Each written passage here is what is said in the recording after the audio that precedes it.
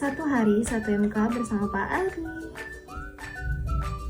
Assalamualaikum warahmatullahi wabarakatuh. Halo semuanya, kembali lagi bersama saya Zahratul Jannah, mahasiswi Universitas Islam Negeri Sultan Maulana Hasanuddin Banten dari jurusan Komunikasi Penyiaran Islam semester 4. Di sini saya akan kembali mengulas materi dari mata kuliah penulisan berita dan artikel yang diampu oleh Bapak Dr. Adi Kusuma di minggu kedua tanggal 25 Februari yang lalu. Di minggu kedua ini kami membahas tentang definisi dari artikel dan berita itu sendiri, kemudian jenis-jenis dari berita, juga nilai-nilai dari berita. Mari kita bahas satu-satu apa itu berita. Berita merupakan laporan tercepat, aktual, juga menarik penonton. Yang jelas, dalam berita terdapat unsur 5W plus 1H. Kemudian selanjutnya apa itu artikel? Artikel merupakan sebuah karya tulis yang dibahas secara menyeluruh sesuai tema ataupun judul yang dibahas. Dan untuk artikel ini tidak melulu terdapat 5W plus 1H. Kemudian selanjutnya Pak Adi juga memberikan penjelasan mengenai jenis-jenis berita. Terdapat 4 jenis berita. Yang pertama ada straight news, yang kedua ada soft news, kemudian selanjutnya ada in-depth news, dan yang terakhir ada feature news. Feature news itu biasa diisi dengan my trip, my adventure, terus selanjutnya si bolang dan lain-lain. Kemudian beliau juga memberikan penjelasan mengenai nilai-nilai yang ada pada berita. Ada 10 poin tentang nilai-nilai berita. Yang pertama, berita itu harus magnitude atau menggemparkan. Berita apa saja yang biasanya menggemparkan, yaitu tentang perselingkuhan ataupun pembunuhan juga dan lain sebagainya. Kemudian yang selanjutnya, berita itu harus proximity, yakni tersebar dengan cepat. Selanjutnya ada aktual atau fakta. Berita itu harus terjadi berdasarkan fakta yang ada. Yang keempat, impact, harus berdampak terhadap penonton. Yang kelima, harus berita yang tidak biasa.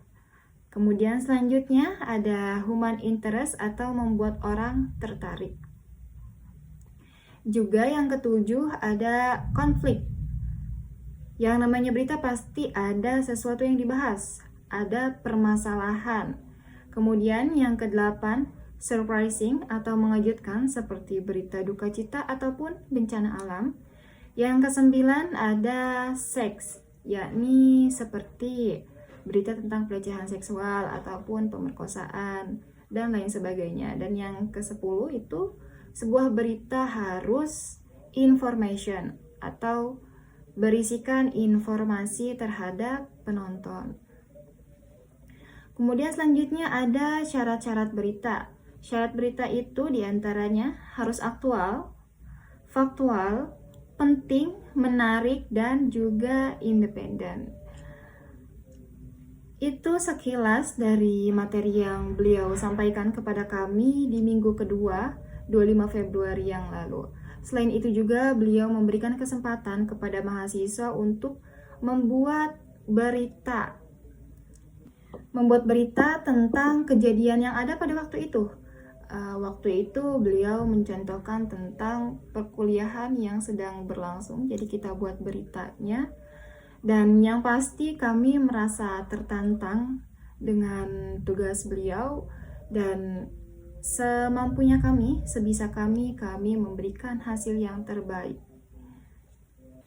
Sebelum saya tutup learning journal pada kali ini, saya akan membacakan hasil tulisan atau tugas berita saya yang diberikan Pak Adi tentang pembelajaran inovatif di kelas KPI 4B.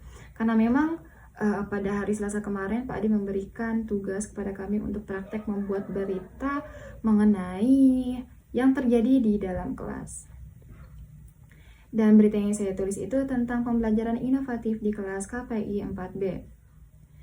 Pada sesi perkuliahan kali ini, Dr. Adi Kusuma memberikan penjelasan kepada mahasiswa KPI 4B tentang materi dasar penulisan berita dan artikel. Pembelajaran berlangsung pukul 15.30 sampai 18.00 waktu Indonesia Barat di ruang 9 Fakultas Dakwah. Dr. Adi juga memberikan kesempatan kepada mahasiswanya untuk Praktek membuat berita tentang kejadian di kelas pada dini hari.